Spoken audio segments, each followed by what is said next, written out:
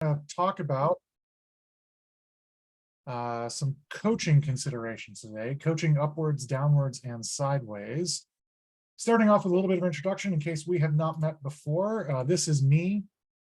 There's way too much stuff on this slide, but I put it all in one place so that you can forget it quicker because it's the least important stuff that we'll talk about today. I am Dr. Patrick McConnell. You can call me Mack because my PhD is irrelevant to everything that we're going to talk about in this webinar, so don't worry about it. I've been an Agilist for what goes for a long time in this business, well over a decade at this point.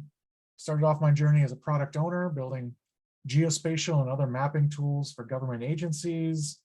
And then I became Scrum Master for a while. Then I stepped into full-time Agile coaching for a bunch of years, ultimately becoming the director of the Agile Center of Excellence at one of the gigantic government-focused system integrator companies in the DC area where I used to live. And for most of that time, I was also pursuing becoming a certified Scrum Trainer because I always liked teaching and I really liked this Agile stuff and it seemed like a fun way to make a living. And I finally did that in 2018. And since then, I mostly just get to do things like this, teach classes and webinars and make grown-ups play silly games and stuff like that. That's fun. Other stuff about me on this slide, that's my Twitter on this slide, @bowtieagility. Bowties kind of become my accidental brand, and now I'm stuck with them. But anyway, I don't mind. So if you give that Twitter account a follow, it's just Agile stuff, I promise. You won't like see me yelling at Panera about a sandwich or anything like that. It's just Agile stuff. And if you do post anything about me or us on any of the socials, we'd love it if you tagged us, #NextUp Solutions with an S on the end. Great. All right, a little bit about us. We are actually two entities under the same umbrella. We are Acceleration and we are NextUp Solutions. Acceleration is our tech internship and co-op practice, where we hire college students as they're finishing up undergraduate degrees in things like computer science and other fields. They then come to work for us part-time in between their classes, doing real software development and testing at real companies under the guidance of our expert mentors who teach them that craft and keep them from blowing anything up.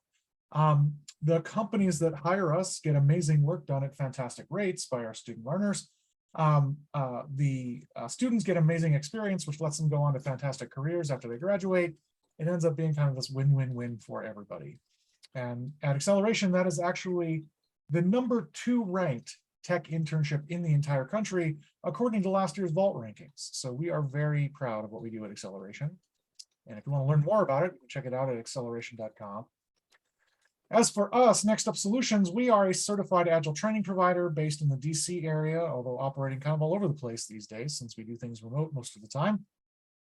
We offer all sorts of fantastic Scrum Alliance certified courses, also sometimes Kanban University, Scale Agile, IC Agile courses, a whole number of other things there, led by real-life experts who've really been there and done that and have the stories to prove it. We are also a full-service Agile coaching and collaboration partner. Everything from embedded Agile team coaching, helping new teams get up and running or existing teams get better, to helping whole organizations plan out an enterprise transformation at scale or improve one that's already in flight. And the third leg of that practice is our leadership development. So helping leaders grow into Agile leaders. Because as many of you I'm sure know, the ability of leaders to create an environment where Agile teams can grow and thrive is often a big limiting factor in terms of how much value we get out of teams. So helping leaders grow into people who are good at nurturing Agile teams is a big part of what we do here too. All right, so that is us. Enough of the introductions. Let's talk about the stuff you're actually here to see me talk about. Before I dive in, I want to define what I mean by coaching up versus coaching down versus coaching sideways as an Agile coach in the space. We'll start with coaching down. So there's you. You are brought in as a coach or something like that in the space. Downwards coaching would be with the team. Let's say this is team-focused coaching that you have been brought in to help, in essence. What is the team or the group of teams that you are there to help, that you are there to coach? So that is coaching down. And it's coaching down because even though typically an outside coach doesn't have formal authority over those teams, there is some expectation that they're going to listen to you. Usually you've kind of been set up as, oh, this is the coach that's going to help us or whatever. And teams often feel like they sort of have to give you heed in one way or the other, even if we both know that they're not actually going to do anything that they don't agree with. But still, there's kind of this pseudo authority there just because you've been assigned to them. So that's coaching down, the team that you're actually assigned to be helping as an outside coach. Coaching up is the coaching we have to do with the people that hired us and for whom those teams that we're coaching work for. Now, we typically have no formal authority over these people because we work for them, and so do the teams that we are coaching. So that can kind of become a fraught enterprise. We can't just tell them to go do things. I mean, honestly, we can't just go tell anybody to do anything, but we definitely can't on its face with the folks that we work for. I think it's afternoon. Let's see. It is afternoon. Yeah, we're trying to.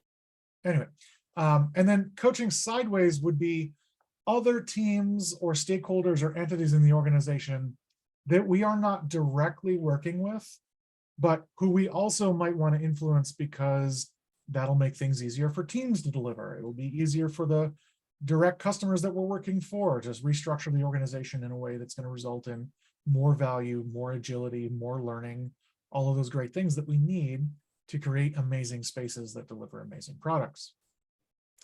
So that's what I mean when I talk about coaching up versus coaching down versus coaching sideways. Any questions about kind of that definition before I move forward? You can use the raise hand function, or you can type your question in the chat. Okay. All right, then. Well, let's start with a few considerations about coaching down, dealing with the teams we're working with. And obviously, there's a whole lot of material about this out there in the world. Fantastic books. My favorite one would be Coaching Agile Teams by Lisa Adkins, but there's plenty of them out there. So I'm not going to spend a huge amount of time talking about these considerations, but I just wanted to give everybody a couple of techniques and things to think about here when it comes to working directly with teams. And one thing you might find interesting is almost none of what I'm going to talk about today has to do with mechanics. None of this has to do with how does Scrum work, how does Kanban work, or any of that. All of this has to do with dealing with people in these spaces and your relationship to them. So that's the idea. So let's start with coaching down. And one of my first recommendations always for a coach, for a Scrum Master, or for leaders is to start with empathy. That means understand that the people we're talking to are in fact people. They are human beings. They have entire lives outside of their roles. And if we make space for those non-work parts of their self to exist a bit in work too, we gain a better understanding for who they are, for how they think, how they see the world. And we help create a space where they can be human beings instead of just treating them as robots who are not allowed to feel or, struggle with things or whatever it is. So starting with empathy means always trying to understand not just what is the person in front of me saying, but why are they saying it? Who is this person that would say these things? What else is going on in their life besides this current struggle that they're having on a team or a task or some aspect of work? And when we make a space where people can be human, we often learn all sorts of amazing things that help us help teams to be much, much better. And an example I would give you is some years back, I was doing some coaching assessments at an organization. And with one of the teams, several people made a point of talking to me. I was talking to each team member individually. And several members of a particular team made a point of telling me that another team member really was just not carrying their weight. They just didn't seem to be living up to their potential. They weren't doing enough. They used to be amazing, and now they're just kind of do the bare minimum. They don't seem very engaged, and maybe they need to move to a new team. And I said, okay, interesting. Thanks for telling me that. And I was really interested then to be able to talk to this person that other people were complaining about. So when it was time for me to meet with them one-on-one, we started off with some fairly perfunctory stuff. Tell me about what kinds of things you do on the team and how long have you been here, and tell me a bit about your teammates and things like that. And we talked for a while. It was kind of a pleasant conversation. And then I said, okay, that's interesting. I always want to know a little bit more about who people are, though. So like, what do you like to do when you're not at work? And we talked a bit about kind of some hobbies that they used to have. And a whole lot of what they were talking about in terms of like hobbies, they kept saying things in the past tense. Like, well, I used to like to do this, and I used to like to do that. And I used to be really big into blank or whatever it was. And so at some point I asked them, well, you told me, you mentioned a number of things that you used to be interested in, but it seems like maybe you're not doing those now. Can I ask why? You know, did something happen? And what they told me was, well, I don't really have time anymore because my spouse is in the hospital a lot. They're dealing with stage 4 cancer, and that, you know, all of the doctor's visits and the treatments and everything else basically eats up like all of my out of work time. Oh, wow. No wonder this person is not super motivated on their team. No wonder this person is not investing so much energy into the doing the work, because they're dealing with an immense psychological strain at home. They are dealing with caregiver fatigue. They're dealing with all of the injustices of the medical system that we find ourselves living in this country, all those kind of things. Nobody else in their team seemed to know this, because in this place, there was this notion that we just don't ever talk about things outside of work. It's not professional. But if we can't have those conversations, if we don't create a space where people can actually be people, how can we support each other? In that particular instance, I asked them, does anybody else on the team know? And they said, well, no. And so I asked them, would you like people to know? And they said, well, yeah, maybe, I don't know. And I said, would you like me to have some of those conversations? And I said, yeah. And so we helped have some of those conversations with the rest of the team, which immediately changed everybody else's demeanor to this person, because they no longer saw them as shirking or, you know, being lazy. They understood they're dealing with a massive, you know, big deal thing outside of work. And instead, we should be asking them, well, what do you feel you can contribute? I mean, we still need you on the team. How can we support you? Is there anything we can do? And that team in various ways started to turn around a little bit after that, because we make a space where people can be human, where emotion sharing or expressing emotions or story sharing is allowed and okay. And that helps us value each other. It helps us have a shared concern and a shared stake in the work. It helps us understand that we need to not let our fellow teammates down sometimes, give each other slack. But that doesn't happen if we don't start with empathy. So that's one of my first tips for coaching down, starting with empathy. Next up, as a coach, as a Scrum Master, or as a leader, think about making yourself both available and approachable by teams. Find ways to make yourself available so that people can talk to you about things and receive that input in a way that reinforces that you actually want to hear it. As opposed to, I'm sure some of you at some point in your careers have been told something like, well, you all know my door is always open, by like a boss or something. But it's very clear that the person who said that doesn't actually want you to walk through the door. That's not what a Scrum Master is. That's not what a coach is. That's not what an Agile leader is either. If your people aren't comfortable bringing you an issue, you can't do anything about it. You can't help them. You can't support them. If they can't find you to even have that conversation, it doesn't matter how openly you're going to accept that input when they get it, because you aren't even around. So I always encourage people to structure the patterns that you have to make yourself available and go out of your way to make yourself approachable. Some examples of things I've done to do that: certainly as a coach, I will publish a schedule so that people know where I'm supposed to be. I will set up open office hours so that they can just walk in and talk about stuff, you know, once a week or something like that. When I can, I also want to structure unofficial availability as well. So there was a while back, I was coaching at this particular organization, and I did a lot of these other officially kind of making myself available things like schedules and office hours and stuff like that. I had a desk with my name on it. People knew where I sat. But another thing I would do is I would sit in their cafeteria for about the first hour every day, doing the crossword and reorganizing my notes from the past day's interactions and things like that.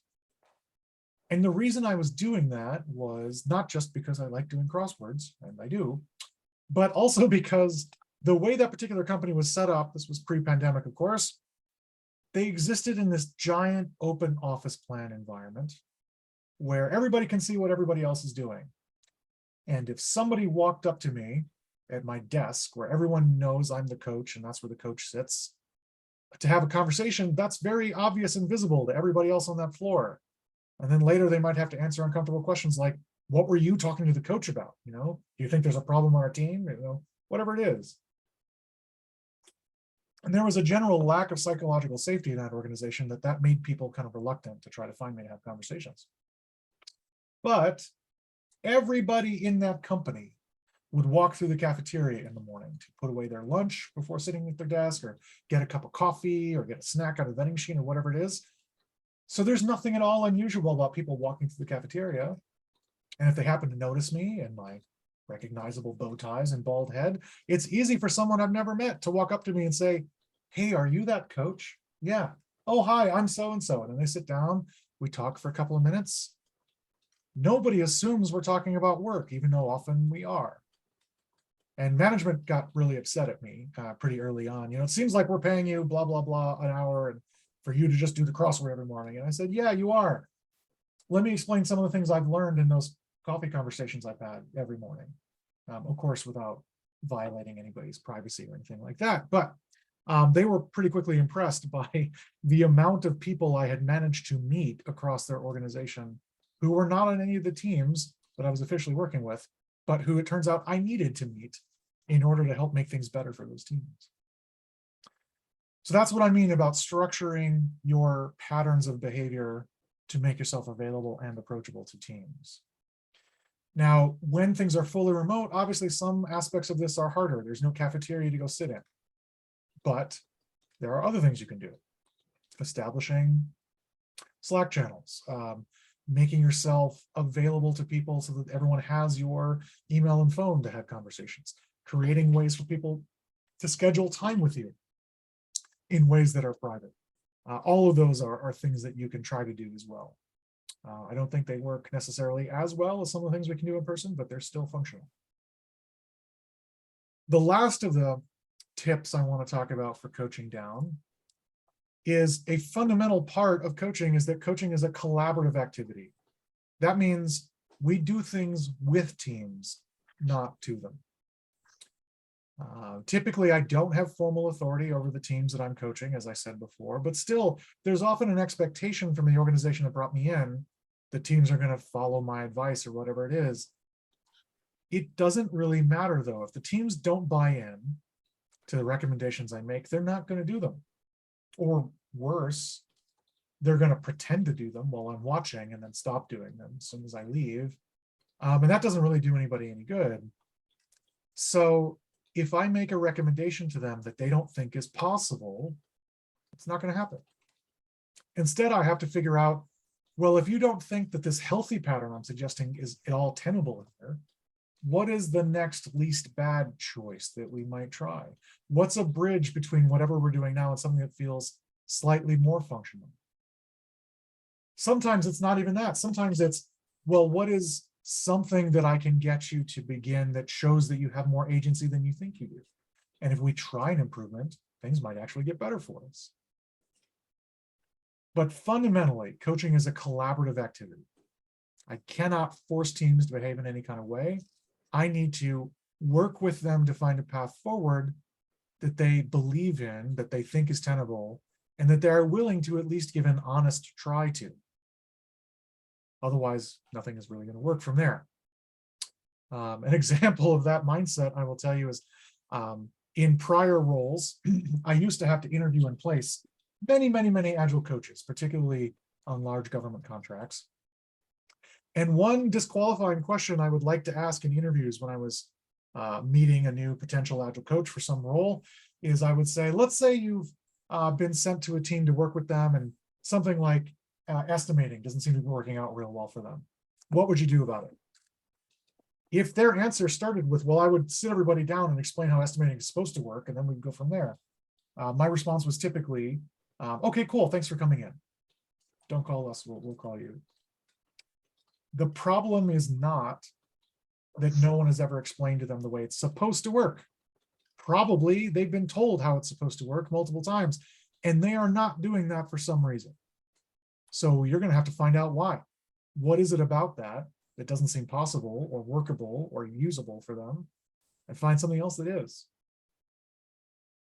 So that's what I mean by doing things with teams, not to them. It's not just trying to enforce some pamphlet level understanding of Scrum or Kanban or something else. You're not an auditor. You're a coach. Your job is to build their capacity to improve themselves.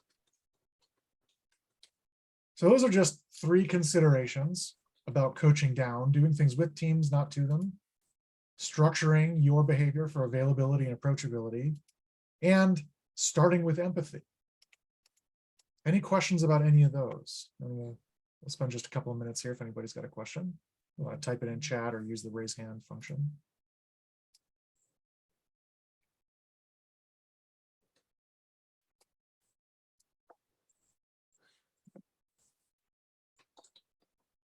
All right. Moving on then, now let's think about some considerations for coaching sideways. Dealing with other teams, perhaps. Dealing with other organizations throughout, other structures throughout this organization. That's the idea here. We almost never have even implicit or de facto authority over these folks because we're not even assigned to them. But we're discovering that the teams we're working with and trying to help also have some affiliation, relationship, dependency on these other groups. Sometimes we also need to try to impact them to remove institutional impediments for the teams that we are supposed to be working with. So that's why sometimes we need to coach sideways. So some tips for that, and some of these you could also apply to coaching down as well. We'll start with triangulating data into information. Anytime a team member, an executive, a stakeholder, a user tells you a thing is happening, I don't immediately assume that that is in fact reality. It doesn't mean I assume everybody's lying. It just means I assume that this is one particular person's perception of a circumstance. And if what they're telling me is interesting or noteworthy, perhaps it's a problem that I need to know more, whatever it is, my next steps are to try to triangulate more information that will confirm that point of view. So if a team member tells me, X, Y, and Z are happening, I now want to know from other team members, do you think X, Y, and Z is happening? I want to know, if we have metrics, do the metrics support that X, Y, and Z is happening? Do other teams or the leadership of this group think that's happening as well? If all of those other sources seem to tell a similar story, that points at the fact that, yes, this is a real thing, and that's interesting. This is probably truth, as objective as we can make that. Disagreement, though, also tells me something interesting, which is maybe the problem is different points of view in a situation have fundamentally different understandings of what's happening there. So, for example, if leadership is telling you that there's a particular team that doesn't seem to be performing very well, they seem to be carrying a lot of dead weight, we have low performers on that group. Interesting. Does anyone else think that team is not performing? How do we know? What does performance even mean? How are we capturing that? How are teams being compared on metrics, things like this? What we might find out is that there is not necessarily a performance issue on any of these teams. It might just be that for some reason, we are abstracting performance into some kind of scorecard that one team looks bad at, even though they're really good at delivering real value or something. I don't know, maybe that's the issue. So that's what I mean by triangulating data. I'm always trying to learn something from multiple points of view, different types of data sources, different inputs, all those kind of things. The trick, though, with triangulation is, especially if I'm asking other people a question that I've already got one set of answers to, I need to inquire about it in a way that doesn't lead them to the answer I already have. For example, if a team member is telling me another team member doesn't seem to pull their weight, that example we were talking about earlier,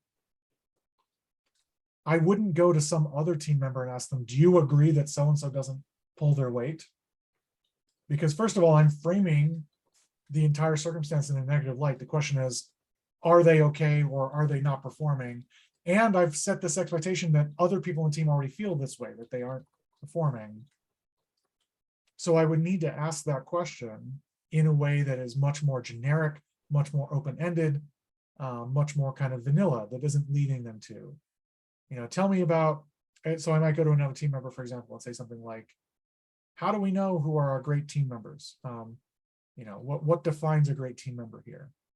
Is everyone on your team great? Things like that. I don't know, whatever it is.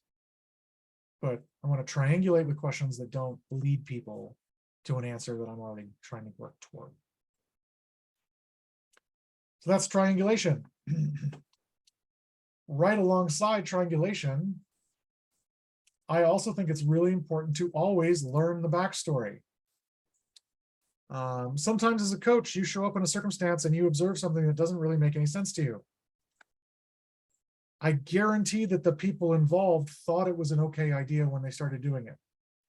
So a joke I like to have about that is the history of the entire world can be summed up with the phrase, it seemed like a good idea at the time. So if you see people making a choice that doesn't necessarily make sense, that seems really unhealthy, that doesn't seem to be helping them get better at being a team or delivering value, you can't start from the assumption that they're doing that because they're dumb or because they want to sabotage their organization or because no one's ever explained them the right way. Most of the time, they've looked at the available options and decided that this is the least bad one. Whatever they're doing now is probably the least bad choice in front of them. Before you can recommend a better choice, you need to figure out, how did we get to this decision in the first place? What were the other available options when this choice was made? What were the assumptions around those options that structured that choice? Which of those assumptions are still true? More than once, in fact, many times, I've seen teams rule out healthy, typical ways of doing a thing. Take your pick. Let's say it's a Scrum team that's ruled out estimating with a relative measure like story points or t-shirt sizes, and they're still doing hourly estimates, and it isn't working well for them, and they know it. Let's find out what was going on at that time. Oh, well, we tried that for about a sprint, but we didn't really have any help. No one else around us did it, and we didn't really understand how it was supposed to work. And we also have all of these status reports that we have to file that depend on hourly estimates that we get measured on. Oh, okay. Well, if we know that the hourly estimates aren't helping us, let's start by figuring out, do we still have to feed those in as inputs to these other artifacts? Did those artifacts go away? Maybe we have more latitude to make a better choice now, especially with guidance from a coach who can help us do the faster, more efficient relative estimating instead of the hours. But if you don't learn that backstory, you're not going to be able to understand what are the levers and buttons available to us. What freedoms do we have? What other choices might we make? And instead, you're more likely to come in and just recommend something to them that the team already knows is impossible. Whether it actually is or not is a separate question, but they know it is, otherwise they'd be doing it. And that pretty much undercuts your credibility as a coach, as a change agent, as someone who can actually help them, because you're just there giving them pamphlet level answers to questions that they already think they've resolved. So that's why it's so important to learn the backstory. The last tip I'll give for coaching sideways is we often talk about system thinking in the Agile community, particularly in the notion of lean value stream mapping, for example, as a very useful skill. It's also useful to apply that to the behaviors that we're seeing. So if you are looking at a behavior that is a problem for your team, it's an impediment, it's a thorn in their side, it's a regular, drag on morale or value delivery. Why are they doing that thing? Well, because we have to. Okay, let's examine what happens with that behavior. Where did this behavior come from? What is your team's role in that behavior? Where does it go after this? And you need to chase that thing from one end of that value stream all the way until its natural end to figure out, why does this structure exist? And as you're doing that, you almost always find out that everything is a little more complicated than we think it is. So I always tell people to be careful of the word just. As a longtime Agile coach, I've acquired quite a list of trigger phrases that tell me I'm about to have an uncomfortable or unfortunate engagement with someone. And one of them is the word just. Anytime somebody uses the word just in a sentence, can you just, whatever comes after the word just is usually a gross oversimplification of someone's entire career and skills. So let's unpack the word just. If we tell a team, just build us just build me a progress report. Let's talk about what goes into the progress report. How hard is that to build? More importantly, why? What happens to that progress report after we deliver it? Who uses it? What dashboards does it feed into? All those kind of things. When we map all of that out, often we discover that a whole lot of intractable, brick wall kind of considerations of the context we're in are actually a lot more malleable than people think they are. That there is a lot of often hidden availabilities for system-wide improvements hiding in those structures, but we just don't know what questions to ask. So I'll give you one of my favorite examples. Years and years and years ago, I was coaching this team of teams at an intelligence agency. And at one point, after I'd been there a few months, I was meeting with my Scrum Masters every week. And one of my Scrum Masters complained to me about this thing that the teams all had to do all the time. And it was this giant collection of security documentation. It was basically test documentation that they had to compile and deliver to the security team. The way this worked, because it was an intelligence agency, we had teams building capabilities in this unclassified lab environment at this contractor company that I worked for. They would then promote and test into a secret level environment. And if that worked, they would promote and test into a top secret level environment. And if it worked there, we were pretty close to knowing that we could put something into production. That's the idea. Okay, fine. That's often how it works in those kind of environments.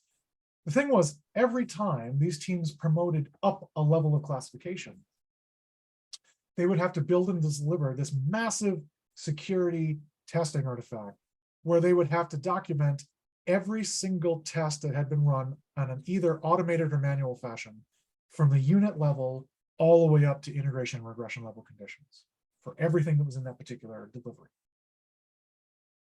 That means that every single time they promoted a bit of software, somebody on each one of these Scrum teams, usually the Scrum Master, would spend somewhere between 8 and 12 hours of labor cutting and pasting tests out of their testing tools, the names of tests, into this security document that they then be delivered along with the software. And so they were complaining about what a time suck this was for them, how much it pulled away their attention from the other things they needed to be doing as Scrum Masters. And everyone was complaining, oh yeah, I hate that thing too, I hate that thing too. So I asked them, oh, that's interesting. I'm sorry to hear it uses up so much of your time. What happens with the security artifact?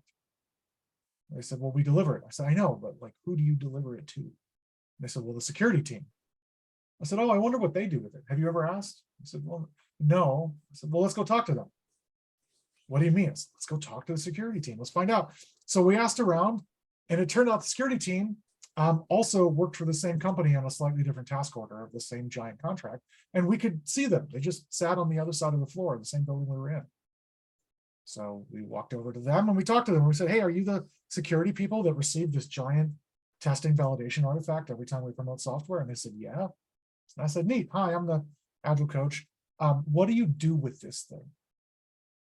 I said, well, we validate it, make sure it's correct. And I said, I know, but like, what do you actually do with it? Do you read it? Well, yeah, we have to know that it's formatted correctly, that everything's there. Yeah, but how would you know if we left out a test that we're supposed to run?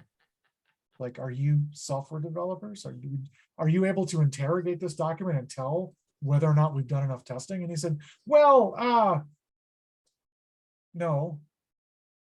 So you're really just kind of taking our word for it, right? Like, yeah, interesting. If we just hit export from our testing tool and retitled whatever the output was to giant security artifact that you need, doesn't that really give you the same amount of information value as the thing we're already doing? Like, would that be okay? Well, no, because it has to be, I guess, okay, cool, neat. So then we went back to our teams, and that meant that we'd gone from 8 to 12 hours of labor of formatting, cutting and pasting information from one tool to another, to 5 seconds of export to PDF, retitle document, same value to the enterprise. But it was only by tracking that delivery from one side to the other, from where it was created to where it was actually used, that we understood what is the context of this thing, how is it going to happen, and then who might we actually do something about it with? Can we have a conversation? Can we talk about actual goals that let us make a change? So that's an example of what I mean by apply system thinking to behaviors. Any questions about any of those three coaching sideways considerations? Applying system thinking to behaviors, learning the backstory, or triangulating data?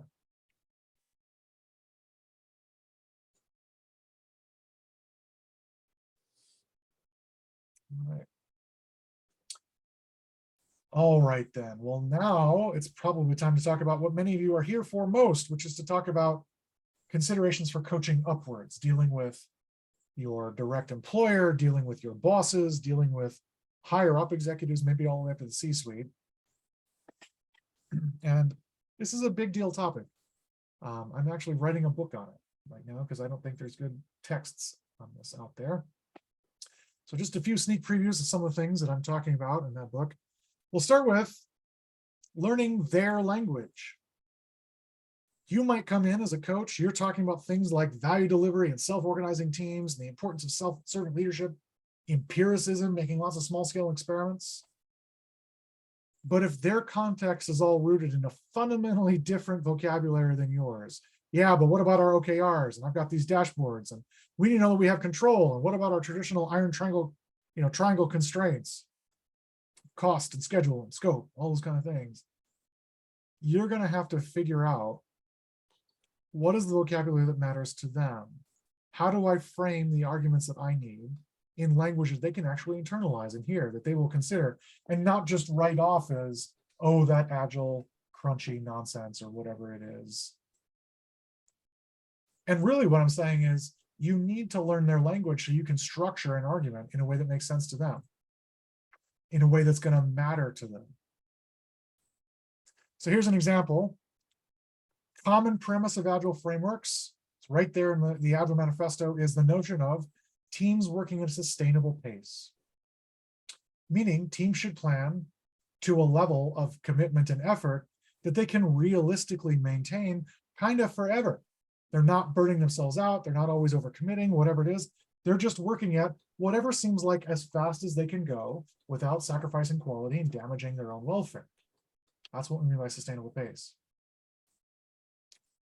Often, though, an executive that I've tried to talk to about sustainable pace would say something to me like, okay, yeah, but like we have schedules, we have commitments, we have deadlines. And those two things sound almost incompatible. I don't care that, look, I want teams to work at a sustainable pace, but if we've got a milestone to meet, we've got a milestone. It's just going to happen. How do I square that circle? I've got to change the language into something that actually matters to them. Well, yes, sustainable pace and sure, deadlines and commitments. But remember, if teams aren't working at sustainable pace, if they're always overcommitting, they burn out and then they leave. And hiring new people is really hard to do and really expensive right now. So sustainable pace, even if it feels like teams are going slower, and they're not necessarily, but it might feel that way to an executive, still saves us money because then we don't hit the hiccups of losing team members, blowing up and reforming teams, all of those kind of considerations. It is cheaper to let a team work maybe slightly slower, which just means they're working at a normal pace and not overcommitting, than it is to burn through people and have high turnover. That's a much bigger problem. So if we think about turnover and the economics of that argument, now I'm speaking their language. Oh, yes, turnover is a problem for us. Okay, yes, we can talk about that. So learn their language, learn what matters to them, learn how to phrase your recommendations in a way that they will actually hear. My next tip, imagine that you are trying to frame an argument to someone and they're kind of resistant to it, even though it's going to help teams, even though it might even be in their best interest. Let's solicit some support. Who else cares about this? Put on your system thinker hats, like I just talked about a minute ago, and look around for what other stakeholders might also benefit from this change, but they just don't know about it yet. See what you can do to talk to them. You might be able to make a case to them, which gets them to exert either persuasion or pressure on the person whose mind you're trying to change. And now it looks like a much better idea. You might be able to cultivate both external and internal motivations. External motivation is other people saying to the person you're trying to convince, please do this thing. Internal motivation might come from the person you're trying to convince. You know, I was a little opposed to this idea, but it looks like if I do it, I'm going to make all these other people happy too and be the hero. And either or both of these might be the motivation you need to begin and maybe even sustain the change. And that might be really useful. So building coalitions, finding other people who can also exert pressure sideways or top down above those folks can also be a really powerful technique for affecting positive change in an organization. And the last tip I'm going to talk about for coaching up is, hey, what a good idea you just had. Sometimes I encounter a leader, an executive high up in an organization, who really needs to own an idea for them to do it. They don't want to take advice. They don't want to be seen as being swayed. They need to always be positioned as the leader, the person who is deciding the things or whatever it is. So how do I coach a person who won't take advice? Well, what I'm going to need to do, and this is a little sneaky, is I'm going to have to find a way to make it feel like it's actually their idea. So we go from me saying a thing to showing them how this is actually just an extension of a thought that they had told me about in the past, to them starting to feel like they owned it. And then from here on out, I'm talking about it as if it's their idea. So they're getting credit for it. Oh, yes, it was. Yes, remember that we're pursuing this notion that came from so-and-so. I think it's really going to help us with our strategic direction, whatever it is. I can do that because I don't care about credit. I don't care if people think the idea came from me. I just want the change to happen because that's going to make things better for the organization and for teams, for our users and stakeholders, all those kind of folks. So I have to not care so much about credit. For this to work, first of all, I have to have already done the groundwork of learning the language so that I understand how to frame things in a way that sounds like it would be a thing that they would think of. I also have to not surprise them, which means I am often having these conversations one-on-one with them long before I'm having it with a team publicly, also involving the leader. So you have to do a lot more legwork with this. But if you get good at it, a lot of times it feels like, oh, look, I'm leading someone to really positive change from behind, just with little suggestions, reframing concepts to make sure they sound like it's their language, all this kind of thing. So it's a little bit like tricking someone to taking their medicine or something, whatever it is. But if it's the end goal is we're not actually lying to anybody and it helps everybody else, I think that's still pretty a good idea. Those are my 3 tips there for coaching up. What a good idea you had. Who else cares about this and learning their language? Anybody have questions about any of those? Yeah, I had a question about the who else cares about this? Yeah. So I've identified like an opportunity and I'm using this. And my question is, how do I not place myself in a predicament where I am the hero on a consistent basis, right? Because we don't want to get into that triangle where the organization cannot eventually do this on their own. So how do you recommend going about that? Oh, that is a fantastic question, Lauren. And the very first thing I would say about it is I have to find a way to have the conversations, especially with the sideways people, so that they could start to identify this again in the future without me. So an example of that might be, I'm finding the people to build a coalition with by defining value. Let's say the problem is we're good at maximizing output, but we're bad at outcome. And that's what I'm trying to get these direct leaders to think about. So let's start by negotiating with people. What is the value we're even supposed to be delivering? How can we see and visualize that? And I'm having conversations with all of these people about how could we make this a tangible concept going forward? That then becomes a mechanic that they're going to use from now on without me necessarily, to keep thinking about outputs, excuse me, keep thinking about outcomes, about actual value, about objectives, which can hopefully inform other choices and shows them that they don't have to be so concerned with the mechanics of the output, how we got there. It's just, are we getting there? But yes, my goal all the time is I'm trying to do this in a way that they can keep doing after they show them once, where they don't need me again. So that's part of it. The other part is I'm also encouraging them to think about learning as a small scale iterative approach, so that they start to get comfortable thinking experimentally, and then they don't need me as much either, because anytime there's a big question, they're already starting to think about how can we chop this up into a smaller experiment and what can we try first. And that's really where I want them to be, because now they don't need a coach to lead them to all of the good answers. We've established this pattern of experimentation so that they can find them themselves. Okay, yeah, that makes sense. So keeping it like extremely powerful conversations and promoting that empiricism will allow them to do this on their own and rinse and repeat without you, and even make adjustments if that's not working. Yeah. Yep. Okay. Thank you. Great question. Thank you. Any other questions about these leading up approaches?